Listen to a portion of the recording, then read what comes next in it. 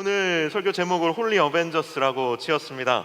오늘 본문을 묵상하면서 영화가 한 편 생각났는데 그 영화 제목이 어벤져스예요. 여러분, 어벤져스 보셨어요? 들어는 보셨죠? 이게 뭐냐면 마블의 여러 영웅들이 우주로부터 온 미지의 세력들이, 이 악의 세력들이 지구를 멸망시키려고 하는데 그 지구의 영웅들을 중심으로 이 외계에서 온 세력들을 물리치는 게 어벤져스라는 영화의 핵심적인 스토리입니다.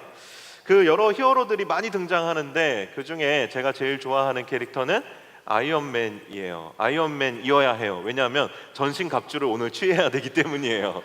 예, 저도 뭐 토르도 좋아하고 다 좋아하는데 토르는 북구 신화에 나오는 인물이어서 오늘 설교에서 제가 특별히 배제했습니다. 어쨌든 오늘 이 설교와 이 영화가 굉장히 비슷한 부분이 많이 있어요. 예, 우리가 이 사탄에 대해서, 마귀에 대해서 눈에 보이지 않잖아요. 사실 잘 몰라요. 그래서 미지의 세력입니다. 이 어벤져스도 똑같아요. 그래서 이 미지의 세력이 분명히 존재하는데 사람들이 그것을 별로 보지 못했기 때문에, 느끼지 못하기 때문에 안일하게 있다가 어벤져스라는 용사들의 도움으로 구원을 얻게 되는 그런 내용이에요. 사실 오늘 본문은 그처럼 분명히 존재하는, 눈에 보이지 않지만 그 세력이 있기 때문에 우리로 하여금 전신갑주를 취해서 그것에 대하여 대비하도록 하는 겁니다. 아이언맨이 계속해서 수트를 업그레이드합니다. 1편, 2편, 3편 거듭해서 보면 미묘하지만 계속해서 그 수트의 디자인이 바뀌고 기능이 바뀌고 업그레이드 돼요. 그래서 처음에는 헬멧을 이렇게 써요. 그런데 나중에는 헬멧이 달려와서 붙어요. 다음에는 나노 입자로 변해서 쫙 이렇게 생깁니다. 그래서 제가 오늘 원래 아이언맨 인형을 준비했는데 갑자기 더 큰 아이템이 생기는 바람에 아이언맨은 나중에 보여드리도록 하겠습니다. 어쨌든 에베소서는 우리를 멸망시키려는 영적인 세력을 마귀라고 언급합니다. 마귀의 정체는 구약에서는 세이튼, 사탄이라고 언급이 되고, 신약에 와서는 헬라어로 디아블로, 디아블로 게임 아니에요, 디아블로라고 해서 언급이 되고, 그것이 우리말로 번역하면 마귀라고 이야기를 하는 겁니다. 우리를 멸망시키려고 하는 영적인 세력, 마귀가 있다라고 성경은 분명히 이야기하고 있습니다. 그런데 여러분, 마귀 이렇게 이야기를 딱 들으면 갑자기 막 이 한여름에 오한이 막 끼치면서 몸이 막 덜덜 떨리고 마음이 졸이면서, 여러분 그러십니까? 아니죠. 오늘 왠지 재밌는 이야기 할 것 같아서 그냥 기대만 되시죠. 근데 사실 마귀는 우리가 게임에서 만나는 끝판대장, 진짜 디아블로 3에 등장하는 마지막 디아블로 같은 그런 막 3D로 재현된 그런 존재가 아니라는 거예요. 요즘 3D 그래픽이 워낙 발달해서 굉장히 실감나지만 그런 존재가 아니라는 겁니다. 마귀는 그보다도 훨씬 더 무시무시하고 훨씬 더 위협적인 존재예요. 마귀의 나이가 몇 살일 것 같으세요? 창조 이래로 존재해 왔던 것이 마귀입니다. 그리고 세계에서 일어나는 모든 악한 일들의 배후에는 그가 항상 있어 왔어요. 절대로 포기할 줄을 모르는, 하나님을 대적하는 존재요, 하나님이 지으신 이 세상을 멸망시키고자 하는 세력이 마귀라는 겁니다. 적어도 5,000살은 넘었어요. 왜냐하면 우리 단군 신화가 5,000년 전이니까요. 그 이전이에요. 5,000살은 더 먹었어요. 5,000년이 넘는 역사 가운데서 이 세상을 지켜봐오고 그 배후에 늘 존재해 왔던 존재예요. 그런 세력이, 여러분 만만하세요? 만만하세요? 빨간색 쫄쫄이 입고 머리에 뿔 달고 까만색 산지창 들고 정말 화살표 꼬리를 달고 이빨을 몇 개 썩게 하는 그런 존재로 여러분 보이시냐는 거예요. 사탄은 그런 우리가 친숙하고 만만한 그런 존재가 아닙니다. 이게 사실은 사단의 전략이라는 거예요. 우리가 그 정체를 제대로 파악하지 못하고 그것을 의식하지 못하도록 하는 것이 사단의 전략이라는 겁니다. 사단은 우리가 생각하는 것보다 훨씬 더 지혜롭고 간교하고 강력한 존재입니다. C.S. 루이스라는 유명한 기독교 변증가가 있어요. 이 사람이 마귀의 속성에 대해서 스크루테이프의 편지라는 책에서 이야기 형식으로 잘 풀어놨어요. 얼마나 마귀가 간교하고 우리를 잘 속이는지 알 수 있는 예화가 이 스크루테이프의 편지라는 책 안에도 몇 개 여러 가지 소개가 되어 있는데, 그 중에 가장 인상 깊게 제가 읽었던 것 중에 하나가 이거예요. 마귀는 이렇게 합니다. 세계 평화를 위하여 기도하는 것을 내버려 두라.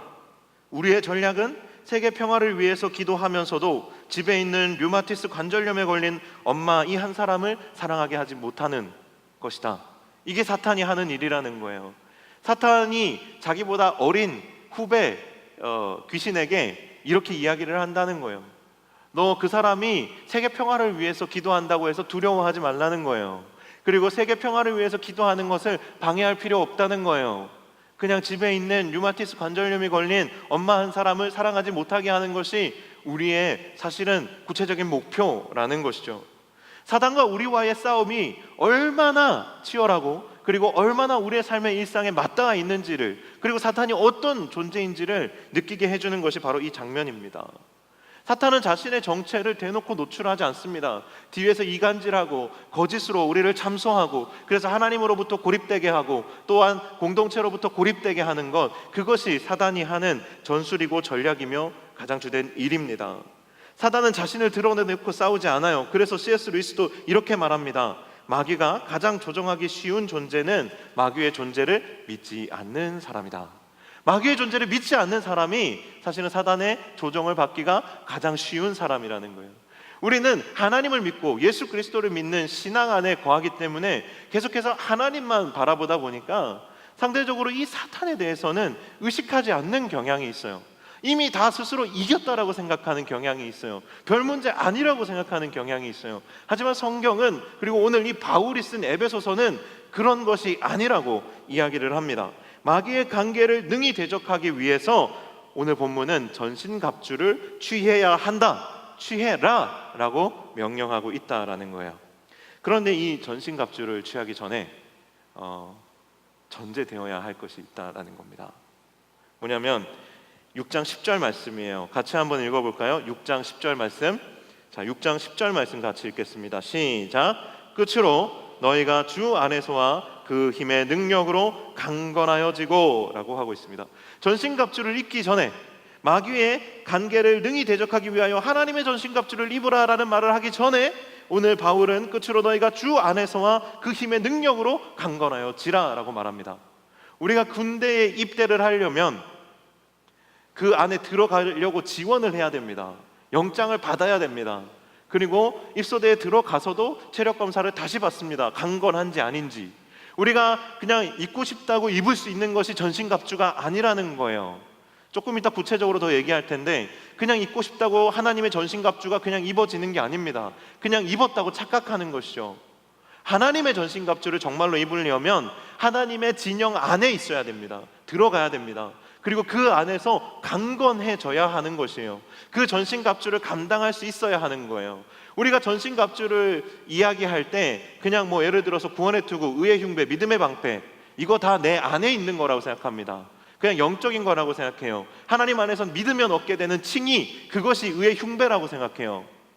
그런데 그게 아니라는 거예요. 우리가 하나님 앞에서 의롭게 되어진 것, 그것은 하나님께 소속되어진 것이죠. 우리가 예수님 믿으면 의로워지고 그것으로 말미암아 하나님의 진영에 소속되게 되잖아요. 하나님의 편이 되게 되잖아요. 듣고 계시죠? 하나님의 편이 되게 돼요.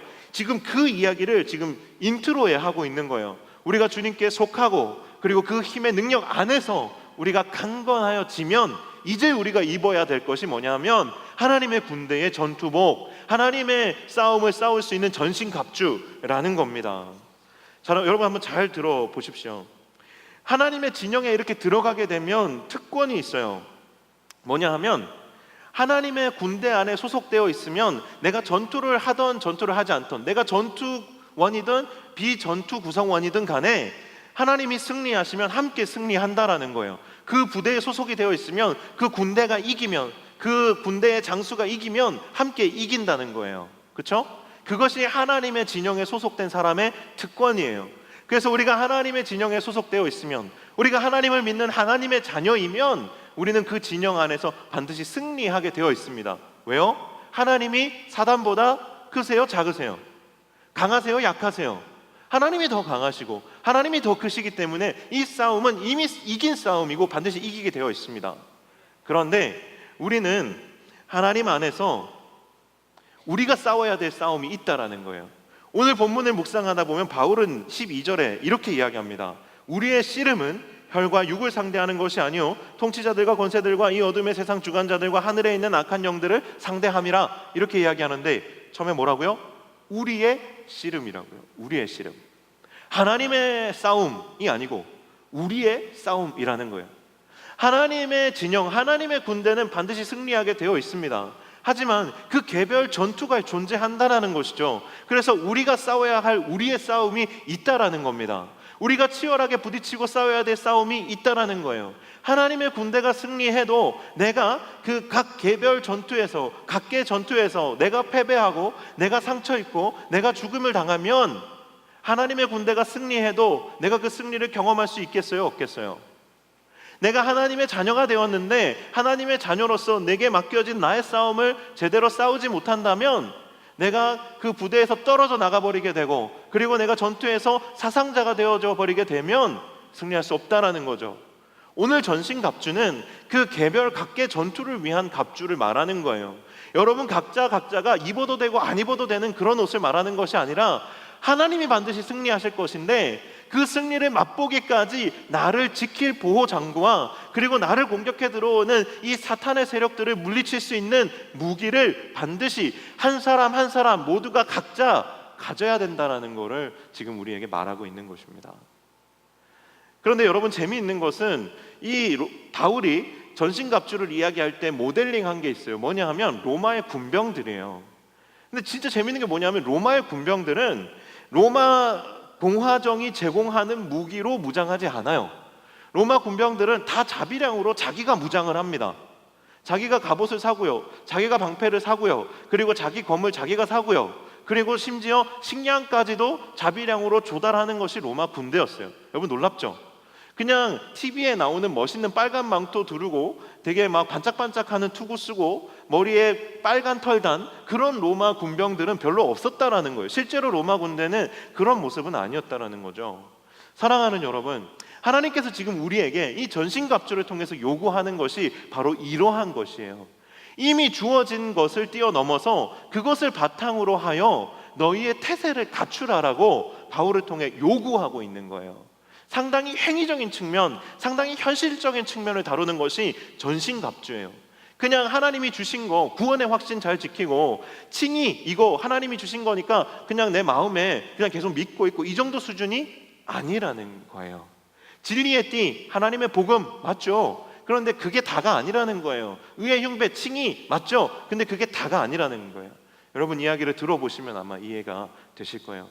여러분들 치열하게 지금 싸우고 계시는 거 막 느껴집니다. 사랑하는 여러분, 전신갑주 첫 번째가 뭐냐? 진리의 띠예요. 진리의 띠.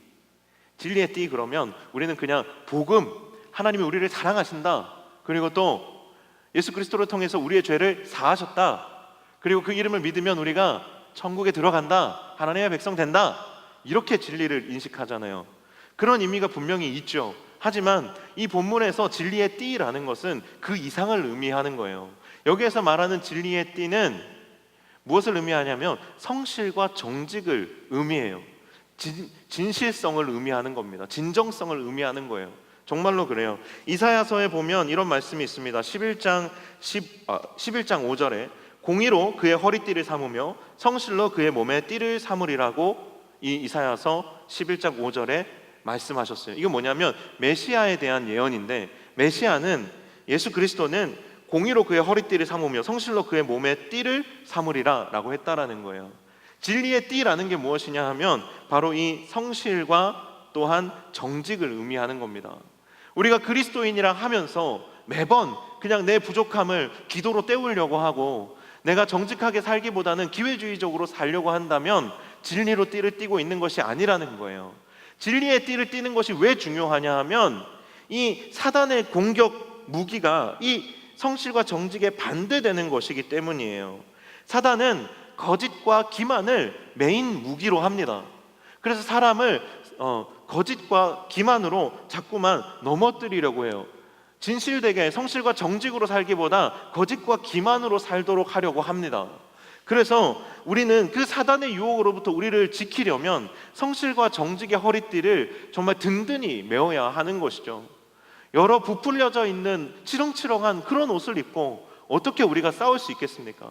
이 진리의 허리띠, 정말로 성실과 정직으로 띠를 띠는 것이 사단에게 공격받지 않는 그리스도인의 보호장구 첫 번째 1호 진리의 띠라는 겁니다. 두 번째는 의의 호심경이에요. 의의 호신경은 먼저는 하나님께서 우리에게 주신 의로움, 칭이겠지요. 믿으면 누구도 정죄할 수 없는 의로움을 얻게 되는 것 맞습니다. 하지만 사단이 그것을 그냥 내버려 둡니까? 그렇지 않아요. 하나님이 의롭다 하신 것을 계속 아니다라고 이야기하는 것이 사단이에요. 하나님이 의롭다 하신 것을 계속해서 공격하는 것이 이 세상의 풍조예요.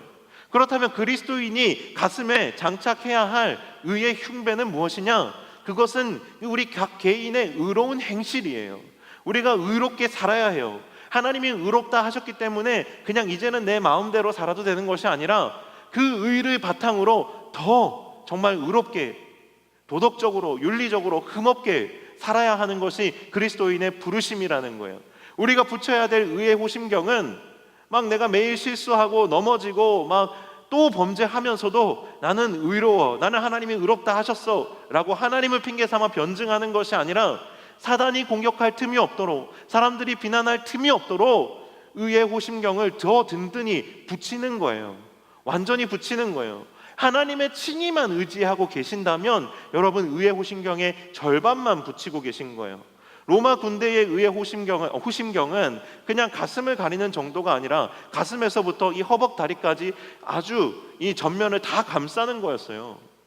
우리의 취해야 할 의의 호심경은 하나님이 주신 것 플러스 정말 내가 더 이상 공격받지 않을 흠이 없는 삶을 살아가는 것, 그것이 바로 의의 호심경의 완전판이라고 할 수가 있는 겁니다.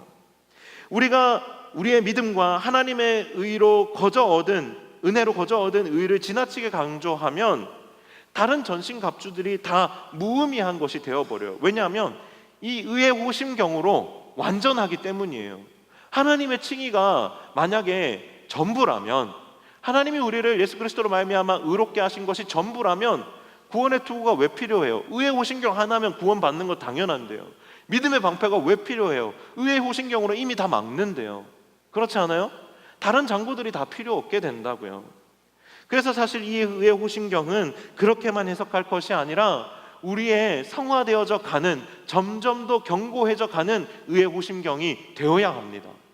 이것을 우리 한국교회가 제대로 하지 못했기 때문에 그저 거저 얻은 하나님의 칭의, 그 은혜만 의지하는 것이 습관이 되었기 때문에 우리의 삶에서 그 칭의로 말미암은 정말 윤리적이고 도덕적인 삶이 따라오지 않는 것이죠. 그것이 한국교회의 치명적인 문제가 되어서 사단의 화전에 매일같이 공격을 받고 넘어지고 세상에도 비난을 받는 것 아닙니까? 우리의 삶을 돌이켜 봐야 되는 겁니다. 우리의 삶도 똑같다라는 거예요. 사단이 공격할 틈이 없도록, 그렇게 비난받을 틈이 없도록 거룩하게 살아야 하는 것이죠. 의롭게 살아야 하는 것입니다. 구원받은 것으로 끝난 것이 아니라 의로운 삶이 따라와야 이 의의 호심경이 갖추어지는 것이고 사단의 공격의 방어구로서 완전하게 되어지는 것입니다. 세 번째가 평안의 복음이 준비한 신입니다. 여러분, 군복에서, 전투복에서 군화가 차지하는 비중은 작아 보이지만 이 군화가 아닌 맨발로 싸운다고 생각해 보십시오. 그렇다면 쉽게 미끄러지고요, 넘어지고요, 찔리고요, 상해서 기동력이 떨어질 수밖에 없고요, 전진할 수가 없습니다. 그런데 왜 이 신에 대해서 평안의 복음이 준비한 신이라고 했을까요? 여기에서 말하는 것은 하나님과 더불어 화평하고 또한 공동체 지체들과 더불어 화평하고 이웃과 더불어 화평한 그 복음의 능력을 말하는 겁니다. 복음이 주는 평안함은요, 하나님과의 관계의 회복으로부터 나와요. 그리고 또한 이 공동체와 이웃과 더불어 화목함으로부터 나와요. 그렇죠? 우리의 평강이, 우리의 평안이 어디에서 깨집니까? 관계에서 제일 먼저 깨지는 거예요. 우리 공동체가 중요한 사역을 감당하려 할 때, 우리가 하나님의 사람으로 살아가려 할 때 우리를 가장 미끄러져 넘어지게 하는 게 뭐예요? 사실 이 관계의 문제들이라는 거예요. 그래서 오늘 이 본문은 이 평안의 복음이 준비한 신을 신으라는 거예요. 평안의 복음으로 말미암아 우리가 서로를 용서할 수 있고 화목하게 되어지고 하나가 되어지는 것이거든요. 이 복음의, 이 평안의 복음이 준비한 신을 신어야 합니다. 그 신을 준비하여야 해요. 사단이 분명히 우리를 관계적으로 넘어뜨릴 거라는 거예요. 마치 바나나 껍질을 밟고 미끄러져 넘어지듯이 우스꽝스럽게 넘어지게 만들 거라는 거예요. 중요한 일을 앞두고 우스꽝스럽게 뒤집어지게 될 거라는 거예요. 그렇기 때문에 너희는 평안의 복음에 예비한 신을 반드시 신으라라는 겁니다.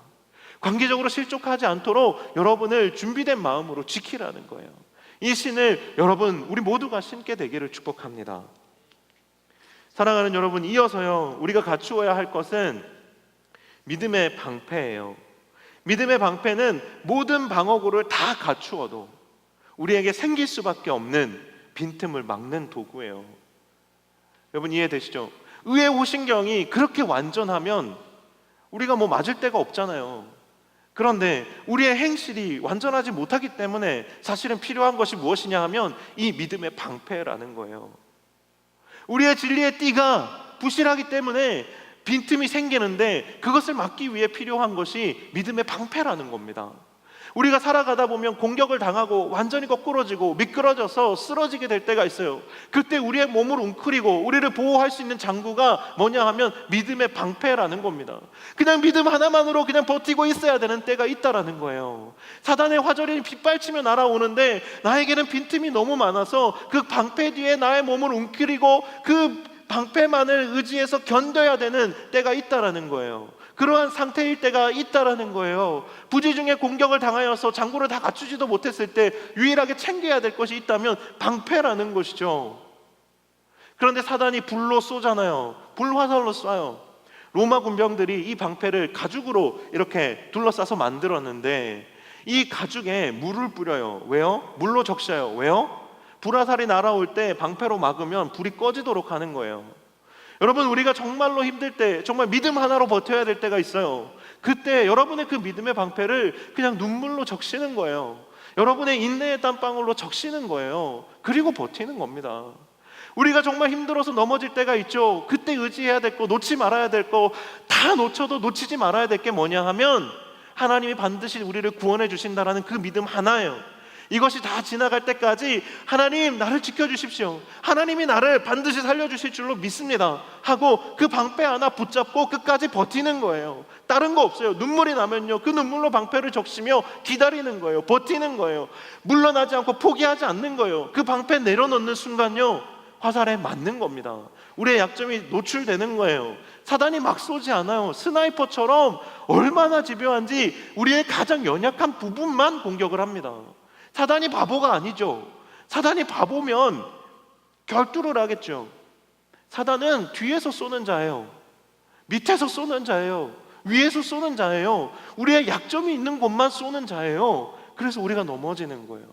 구원의 확신이 약하면 구원으로, 관계에 그런 연약함이 있으면 평안의 복음의 신을 벗은 그 발로, 의의 흉배가 약하면 그 가슴팍으로 화살을 쏘는 것이 사단이에요. 그때는 정말 그냥 믿음의 방패 하나 들고 버티는 겁니다.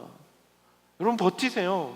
여러분 버텨야 돼요. 그 방패를 그냥 쉽게 내려놔서는 안 됩니다. 전쟁에서 그거 내려놓으면 죽는 거예요. 그런 마음으로 여러분의 믿음을 붙잡아야 돼요. 그런 마음으로 여러분의 믿음의 싸움을 싸워야 하는 것입니다. 그리고 이어서 오늘 본문에서 우리에게 요청하는 것이 구원의 투구를 쓰라는 거예요. 구원의 투구에 대해서 어떤 사람은 이렇게 말했습니다. 이는 그리스도인을 꾸며주며 보호해준다. 그로 하여금 확신과 기쁨으로 머리를 들 수 있게 해주는 것은 그가 구원받았다는 사실이다. 구원의 투구를 써야 머리를 들 수 있습니다. 하나님이 나를 구원하셨다, 하나님이 나의 구원자가 되신다, 이 확신을 잃지 않아야 우리는 어떠한 상황 가운데서도 고개를 들 수 있다는 거예요. 사단의 얼굴을 똑바로 쳐다볼 수 있다는 거예요. 사단의 위협에 똑바로 맞설 수 있다는 거예요. 여러분 눈을 감고 야구 배트를 휘두르면 공을 맞출 수 있습니까? 없어요. 눈을 감고 권투하면 여러분 그 허공에 주먹질 하게 되지 않겠어요? 아무리 성령의 검을 들어도, 아무리 무기를 장착해도 눈을 감고는 싸울 수가 없는 것이죠. 구원의 투구를 써야 하는 것입니다. 구원의 투구를 또한 벗지 말아야 합니다.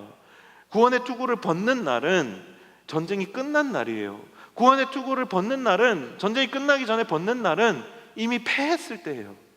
전쟁에서 패하게 되면 가장 먼저 벗는 보호 장구가 투구입니다. 여러분 벗지 마세요. 그것이 여러분의 영광입니다. 여러분의 기세를 나타냅니다.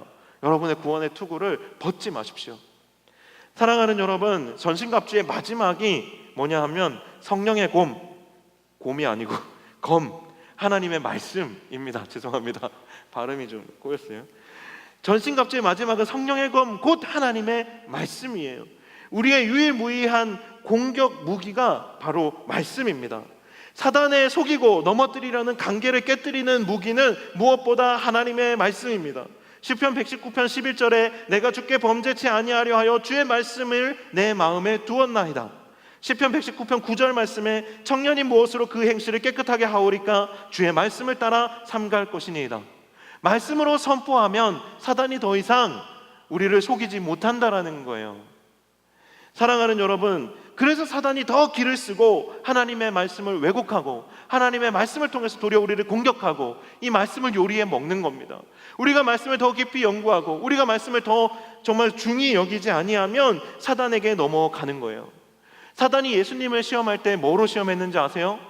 그냥 여러분은 이렇게만 생각하죠. 그냥 돌을 떡으로 만들어 봐라, 성전 꼭대기에서 뛰어내려 봐라, 나에게 절 한번 해봐라, 그냥 이 정도로만 생각하죠. 그런데 이것이 다 하나님의 말씀을 인용한 시험이었다는 걸 여러분 아세요? 하나님이 다 말씀하셨던 것을 가지고 약간 바꿔가지고 예수님한테 그걸 가지고 해보라고 한 거예요. 사랑하는 여러분, 사단이 우리에게 그렇게 합니다. 하와를 유혹할 때도 똑같지 않았습니까? 말씀을 살짝 왜곡해서 정령 죽는다 하셨느냐? 이렇게 물어보는 거예요. 사랑하는 여러분, 사단은 말씀을 통해서 우리를 공격합니다. 우리가 말씀을 모르면 무엇으로 사단을 대적하겠습니까? 명확한 그 말씀을 선포할 수 있어야 합니다. 여러분, 옆에 보이는 이것이 사실은 말씀의 검입니다. 모르셨죠? 이게 말씀의 검이에요. 여러분의 말씀의 검은 어떠세요? 정말 그냥 맥가이버 칼 수준의 말씀을 가지고 여러분 마귀를 대적할 수 있겠습니까? 여러분, 말씀의 검은요, 이 정도는 돼야 돼요. 이 정도는 돼야 되는 거예요. 이거 중등부에서 빌려왔어요. 이 정도는 돼야지 사단이 막 이렇게 들 수 있는 강건함을 가져야 돼요. 사랑하는 여러분, 말씀의 검 무섭죠. 이 컨셉이, 제가 왜 이렇게 하나님은 빛이신데 왜 성령의 검은 까맣냐 그랬더니 이게 성경책 색깔이라는 거예요. 정말 탁월하시죠. 우리 전세영 전도사님이 제작하셨어요. 이렇게 반응 좋을 줄 몰랐는데. 우리의 성령의 검이 어떻습니까? 우리의 성령의 검이 너무 부실하지 않습니까? 여러분, 이 정도는 돼야 마귀를 능히 대적하지 않겠어요? 여러분, 정말 마음을 좁게 가지 마시고 정말 하나님의 말씀 앞에 여러분 더 정직하게, 그리고 더 깊이 있게, 더 진지하게 여러분 부딪히십시오. 말씀 앞에 진지하게 부딪혀야 돼요. 말씀이 안 들리면 그것이 나에게 있어서 얼마나 치명적인지를 알아야 돼요. 매주 설교를 듣는데 안 들린대요. 그런데 그냥 한 주를 그냥 재미있게 살아요. 여러분, 그 사단의 관계에 놀아나는 거예요. 말씀이 들려야 돼요. 들릴 때까지 정말 갈급해야 돼요. 들리지 않으면 싸워야 돼요. 말씀을 파야 돼요. 연구해야 돼요. 기도해야 돼요. 말씀이 여러분 안에 뿌리를 내릴 수 있도록 노력해야 돼요. 여러분, 말씀을 암송해야 돼요. 읽어야 돼요. 그리고 묵상해야 돼요. 연구해야 돼요. 그렇게 하지 않으면 말씀이 우리 안에 도대체 어떻게 살아서 역사한다라는 말입니까? 사단이 내 안에 역사할 때 말씀 한 구절이면 충분한데 싸우지 못하는 거예요. 그렇게 하려면 우리의 입술에 말씀을 달고 살아야 돼요. 늘 말씀에 대해서 이야기하고 늘 말씀에 대하여 나의 삶을 비추어 보고 나누고, 그리고 늘 말씀을 암송하고 내 입술에 하나님의 말씀이 늘 붙어 있어야 된다는 거예요. 여러분, 한번 여러분의 입술을 한번 만져보시겠어요? 한번 가능하신 분만 만져보세요. 여기에 하나님의 말씀이 붙어 있어야 된다고요. 여기에 그냥 맛집 돌아다니면서 맛있는 음식만 붙어 있으면 되는 게 아니고, 그냥 옆 친구 험담하고 그냥 내 직장 상사 험담하고 그냥 사람들 돌려가게 하고 돌려막게 하면서 그냥 적당히 살아가는 그런 말들 아니고, 하나님의 말씀이 여기에 붙어 있어야 한다고요. 그냥 쓸데없는 그냥 이야기들, 가십거리들 그냥 씹어 삼키는 입술이 아니라 하나님의 말씀이 여기에 붙어 있어야 한다고요. 생명을 살리고 영혼을 변화시키는 하나님의 말씀이, 사단을 대적하고 그 권세를 깨뜨리는 하나님의 말씀이 여기 붙어 있어야 된다라고요. 그래야지 우리가 사단을 싸워 이길 수 있는 겁니다.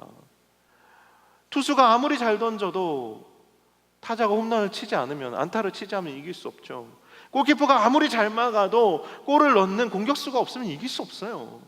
우리가 아무리 잘 막아도 우리가 말씀의 검이 없으면 이길 수 없습니다. 이 말씀이 여러분의 입술에, 여러분의 가슴에 깊이 박히기를 축복합니다. 그리고 여러분 정말 간절히 기도하십시오. 이 예배를 통해서 선포되어지는 말씀이 여러분의 귀와 여러분의 가슴을 꿰뚫어야 합니다. 도깨비 가슴만 꿰뚫는 게 아니라 여러분의 가슴을 말씀이 꿰뚫어야 해요. 말씀으로 말미암아 여러 번 죽어야 돼요. 여러분 자신이 말씀으로 인하여 여러 번 죽어야 됩니다. 그리스도인은 날마다 죽어야 돼요. 뭐 때문에요? 그냥 박해받아서요? 아니에요. 말씀 때문에 날마다 죽어야 돼요. 그냥 사람들이 비난하고 박해하기 때문에, 내가 예수 믿는다고 박해하기 때문에 바울이 날마다 죽는다 했던 것 같죠? 아니에요. 사람들의 박해 때문에 내가 날마다 죽는다고 고백한 게 아니에요. 하나님의 말씀 때문에, 내가 죄인이기 때문에 하나님의 말씀으로 말미암아 날마다 죽는다는 거예요. 그런데 말씀이 없으면 여러분 안 죽잖아요. 그냥 살아서 돌아다니잖아요.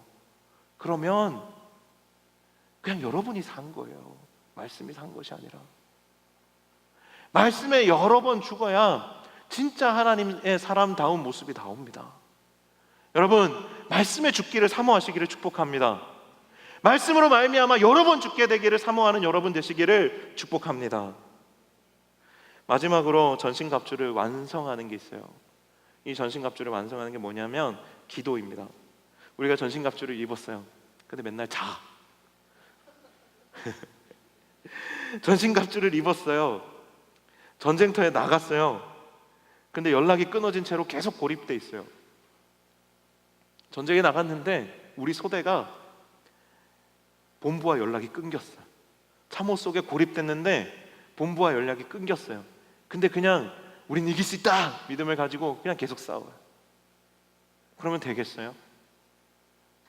기도는요, 하나님과 우리가 연결되어지는 거예요. 우리의 대장 되신 예수 그리스도와 연결되어지는 거예요. 이 기도 없이는 우리가 전신갑주를 입었다 한들 이 전쟁에서 승리할 수 없어요. 귀신 몇 마리 해치울 수는 있겠지만 이 전쟁에서 승리할 수는 없어요. 그래서 공동체는 기도하는 공동체가 되어야 해요. 우리 몇 주 동안 지금 계속 중보기도 사역에 대한 팀원 모집 광고가 나가고 있어요. 여러분 관심 가지셔야 돼요. 이 팀이요, 저절로 그냥 잘 굴러가는 것 같죠? 벌써 3년째 여기에만 헌신하고 있는 지체들이 있어요. 2-3명밖에 안 되는 미약한 숫자예요. 그 옆에서 계속 기도의 자리를 지키면서 돕는 이들이 몇 있지만 여러분이 그들의 기도 위에 있는 거예요. 그거 아세요? 기도하지 않는 소대는, 본부와 연락을 주고받지 않는 소대는 고립되면 죽어요. 그러나 연락이 살아있으면, 기도가 살아있으면 그 공동체가 사는 거예요. 그 소대가 사는 거예요. 사랑하는 여러분, 기도의 자리가 부흥할 수 있도록 여러분 힘을 내십시오. 여기에 힘을 내야 돼요. 여기에 열심을 내야 돼요. 기도의 자리가 살아 있어야 해요. 그래야지 하나님이 가라시는 곳에 정확하게 우리가 가서 꽂힐 수가 있고 우리가 우리의 역할을 제대로 할 수가 있는 거예요. 사랑하는 여러분, 기도의 자리가 살아날 수 있도록 여러분 함께 합시다. 지난번에 제가 설교할 때 우리 커플들 다 와서 이 영적인 추억을 기도의 자리에서 함께 만들라고 권면해서 기도의 자리가 잠시 부흥했었어요. 진짜 많이 왔더라고요. 근데 여러분 오세요. 내 커플 아니어도 오면 제가 도와드릴게요. 오시면 승리합니다. 공동체도 승리하고요, 여러분도 승리합니다. 현경아 잘했지? 예, 현경이 참 많이 수고하고 있고 우리 지혜원 자매 벌써 3년째 그렇게 섬기고 있습니다. 우리 동인이도 그렇고 참 기도의 자리가 외롭습니다. 때로는 혼자 싸우는 것 같습니다. 하지만 여러분 함께 싸워야 합니다. 싸움은 함께 하는 거잖아요, 그죠? 여러분, 이 공동체가 기도로 승리하게 되는 것을 우리가 보게 되기를 축복합니다. 말씀을 맺겠습니다. 바울에 대한 이야기로 말씀을 마무리하려고 합니다. 바울은 지금 어디에 있습니까? 바울 어디에 있죠? 바울은 옥에 있습니다. 감옥에 있습니다. 바울은 지금 옥중에서 이 에베소서를 쓰고 있습니다. 그리고 자기 자신에 대해서 쇠사슬의 메인 사신이 되었다라고 고백합니다. 사신은 황제의 파견을 받은 외교관입니다. 자신이 이 세상에 보냄받은 하나님의 대사라는 거예요. 당시에 황제의 칙사나 대사는 황제의 가장 신임을 받는 경험과 연륜이 많은 대신이 그 역할을 했어요. 바울은 스스로 자신을 소개하고 고백하고 이야기하기를 나는 하나님의 대사다. 내가 지금 옥중에 쇠사슬의 메인바 되었지만 나는 하나님의 대사다 라고 이야기를 하고 있는 겁니다. 어쩌면 이렇게 당당할 수 있을까요? 어쩌면 이렇게 정말 꿋꿋할 수 있을까요? 어쩌면 이렇게 살아있을 수 있을까요? 그는 바로 방금 이 바울이 이 본문에서 언급하고 이야기한 것처럼 옥중에서도 마귀를 대적할 전신갑주를 입고 있으니 세상의 어떤 비난도 마귀의 간계도 그를 잠잠하게 하지도 못하고 그의 믿음도 깨뜨리지 못하는 것입니다. 사랑하는 여러분, 여러분 한 사람 한 사람이 하나님의 대사 아닙니까? 하나님이 이 땅에 보내신 하나님의 사람들 아닙니까? 이 땅 가운데 불러내어 하나님의 메신저로 삼으신 이들이 바로 여러분들 아닙니까? 여러분, 그냥 구원받은 것으로 만족하지 말고 전신갑주를 취하십시오. 그리고 하나님의 대사답게 하나님의 전령으로 이 땅 가운데 살아가십시오. 승리하게 되길 축복합니다. 우리 공동체 이름이 승리 공동체잖아요. 승리하게 되기를 축복합니다. 여러분, 영적인 모호함 가운데 머물러 있지 마십시오. 그냥 내가 전신갑주를 입었겠거니 아니에요. 여러분의 의로운 삶으로 고백하셔야 돼요. 갖추셔야 돼요. 화목함으로 화평함으로 갖추셔야 해요. 성실함으로 정직함으로 갖추셔야 해요. 여러분이 갖추셔야 해요. 하나님은 하나님의 하실 일을 하셨어요.